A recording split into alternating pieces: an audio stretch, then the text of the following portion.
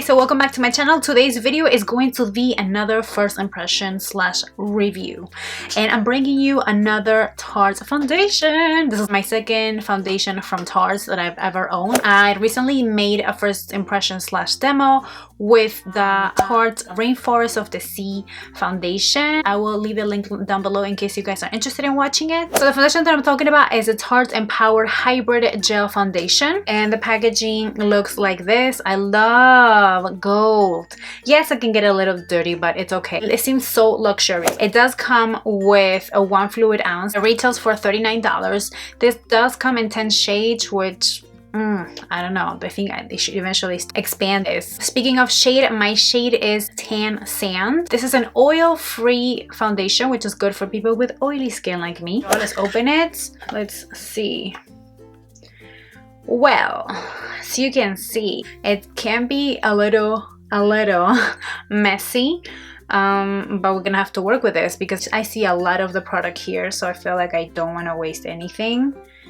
What I can tell you right now is this actually kind of reminds me, and this is like many years ago, the Revlon Whipped foundation. Do you guys remember that one? That was the one foundation that I had the same packaging like that in a jar. You can also purchase separately this dual-ended brush. They were kind enough to give us this, which I'm in a way very glad because as you can see, the foundation looks very messy. This does come with a little spoon or spatula, and on the other end you have a kabuki foundation brush, which I think is gonna come in handy. This does retail for $30. I'm going to read you quickly what it claims to do. It's a poreless full coverage gel foundation with skin smoothing hyaluronic acid. The cooling hypoallergenic gel feels like a drink of water for your skin while masking any redness, dark spots, acne, uneven skin tone for 12 hours. And it has a natural radiance finish with a rose scent. Today all I have is just a moisturizer. I didn't even prime my face, and of course you guys know that I did my eyes and my brow. I'm going to apply primer. This is the Makeup Forever Step 1 Smoothing Primer, and I'm going to do the same thing like my last first impression video, which is I'm going to apply this on one side of my eye, one side of my face. So we're gonna go ahead and use a little spatula, this much. As you guys can see, my face is not flawless at all. I have acne scars, I have redness around my nose, and I have a pimple. It wants to come out. Let's try applying this foundation on this side with a primed area. Oh, wowza. They were not joking when they said it was full coverage. I think I need a little bit more around this area because I can see my acne scar is peeking out. This is just one layered, so we're gonna add a little bit more.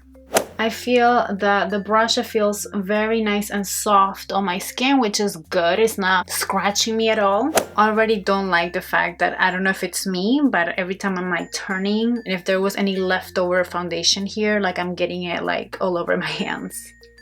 In terms of the consistency, you can see the foundation is not moving at all. It's not as watery or runny like the Rainforest foundation. It was a teeny little bit, but this one is just like, it just stays there. It's not going anywhere. Remember that this side, all I have is a moisturizer, no primer. So we'll see how this is gonna work out. A tap of my pimple just to get a little extra coverage. Alright guys, I'm done applying this foundation.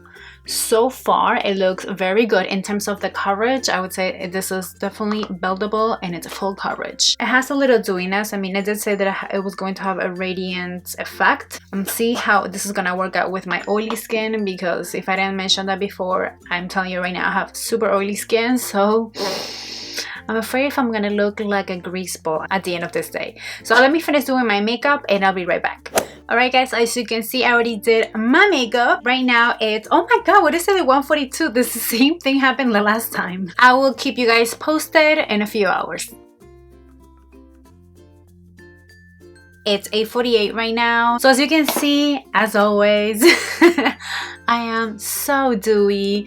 Is that J-Lo glow? No, just kidding. I'm going to get a little bit more closer. I'm going to remind you that this side of my face, I did use a primer and this one I didn't. So let's see if the product got like sucked in, especially on this area. I can safely say that it does look the same. So that means that my foundation didn't eat my blush. The coverage is still very intact, very good. except, you know, the area that I was touching my face. I just use a loosen powder just to mattify my face. I like this side better. The foundation still looks good. I'm just gonna use the other side just so it's even. Overall, I think this foundation will be amazing for people that have dry skin. And I'm gonna give a shout out to one person that I know. She's always saying, I have dry skin, and that's my cousin Vanessa. Just because it does give you that radiant effect, it doesn't leave you with a demi-matte finish. My makeup hasn't faded at all unless it's this area that I was eating, I was touching my nose, I was sneezing before, so I had to clean my nose. Now, for my oily sisters, this is probably not what you were looking for.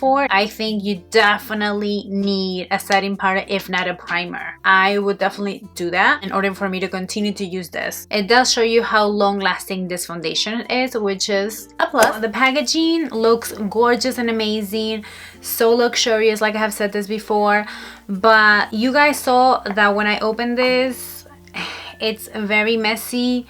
And also the fact that it does come with a dual-ended brush, even though it has a spatula. It is great, don't get me wrong, but I found myself that even though if there was a little leftover foundation when I was applying my foundation, I was getting messy because it was getting like all over my hand and I had to clean it all over again. So this is supposed to prevent for like putting your fingers inside and scoop it in with your fingers, but at the same time the foundation's all over. So I don't know if you're willing to put up with that. Do you really need to spend extra $30 on this dual-ended brush? I don't think so. You can use a actually spoon or a little spatula that you have like on your makeup collection.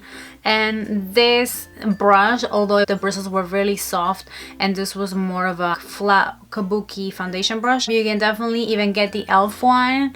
The e.l.f. powder brush is like $3 from their studio line, and you don't have to spend 30 bucks. So this is the end of this video. I really hope you guys like and enjoy this mini review that I've given you, being the first time that I've used this. Let me know if you tried it and what do you think of this foundation. Don't forget to give me a thumbs up if you guys like and enjoy this video, and also don't forget to subscribe to my channel. I will leave a link somewhere here so you guys can subscribe and keep up with upcoming videos. Feel free to leave any requests down below.